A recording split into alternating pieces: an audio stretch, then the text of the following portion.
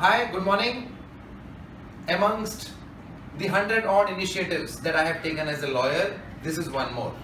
We are not sure how long this will continue. That depends on the efforts and sacrifices that my colleagues will make.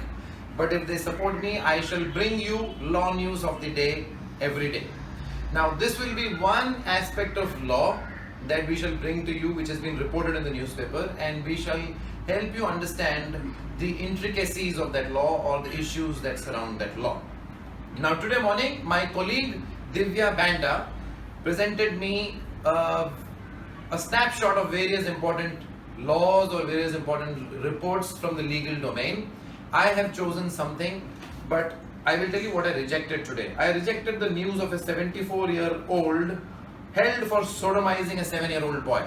Now, I would have presented this as the law news of the day because this is a serious problem. A 74-year-old man doing something to a 7-year-old boy is a tragedy of our times. He did not do what he was supposed to do when he was young, and now he is diseased and he is a threat to the society. So, rejecting this news, I chose another news which is of great prominence and which I think will affect several of our viewers as well. So, I will do this every day. My colleague will present me a variety of law news to be presented to you, out of which I shall choose one. And the news that I am presenting today is divorce granted by church court not legal, says Supreme Court. Times of India, Friday 20th January, Mumbai edition. This is not my news, it has been reported. I am merely interpreting and analyzing it for you.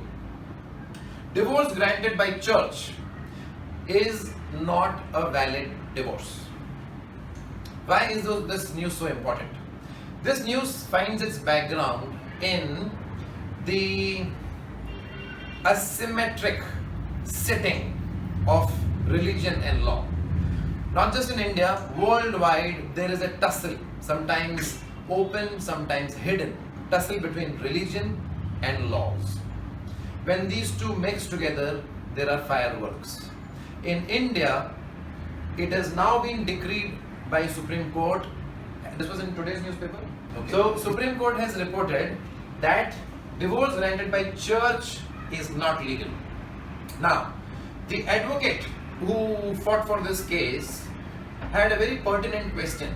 He asked, if you recognize marriages that are done in a church, why is it that you do not recognize divorces that are done in the church? It is a question that begs a clear answer.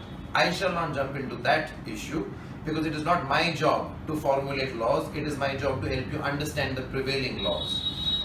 If you are a Christian couple, no matter how you were married, your divorce must happen in the regular courts, not in the church.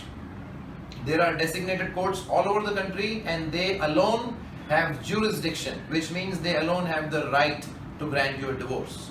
If you do not do this and if you go ahead and marry somebody else without having divorce first, you shall attract consequences under criminal law of bigamy, B-I-G-A-M-Y. You are not supposed to have two wives without divorcing the first one.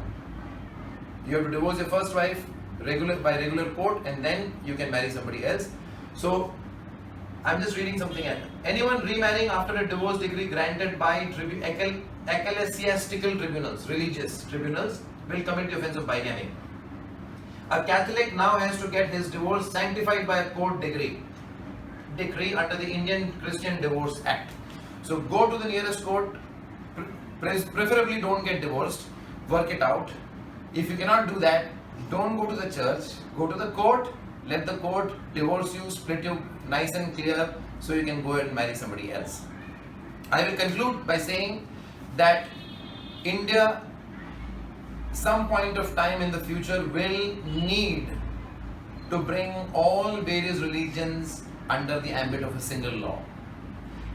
It is my personal opinion merely that an Indian citizen must be governed by Indian laws. An Indian citizen who is a Hindu being governed by Hindu laws, by the Vedas, by the Shastras, a Muslim being governed by Quran, the Sharia law, a Christian being governed by the Vatican City and the Holy Bible is not a recipe for a unified country. Your religion must be your private matter. Law must be the unifying factor which bounds and bonds all the Indians of various religions and various persuasions of thoughts together. I shall bring you one more law news of the day tomorrow. If you like my news service, do something, like or thumbs up or whatever it is that you do on social media. So I have some reason to come back and do this once again tomorrow.